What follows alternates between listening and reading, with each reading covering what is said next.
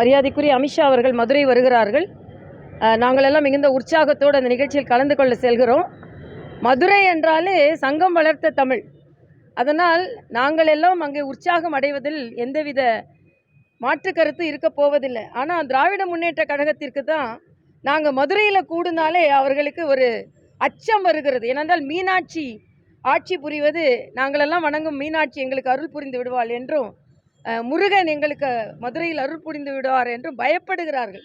அதனால்தான் சேகர்பாபு போன்றவர்கள் நாங்கள் பயபக்தியோடு முருக மாநாடு நடத்த இருக்கிறோம். அவர்கள் பயத்துடன் அந்த முருக மாநாடை அவர்கள் பார்க்கிறார்கள்.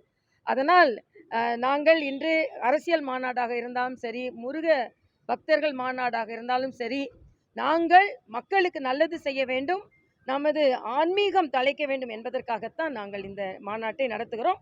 மரியாதைக்குரிய அமித்ஷா அவர்களின் வருகை எங்களுக்கு மிகுந்த பலத்தை தரும் என்பது எனது கருத்து. பாஜகவுடைய மதவாத அரசியல் வட மாநிலங்களில் ஈடுபடும், தமிழ்நாட்டில் யாரும் மயங்கி விட மாட்டாங்க, முருகனே மயங்க மாட்டார் அப்படின்னு திருமாவளவன் சொல்லியிருக்காரு. இல்லை, மதவாத அரசியல்னா நான் என்ன கேட்குறேன், நீங்கள் முருகன் மாநாடு நடத்துங்க. நாங்கள் எப்போவுமே முருகனை கும்பிடுறவங்க தான்.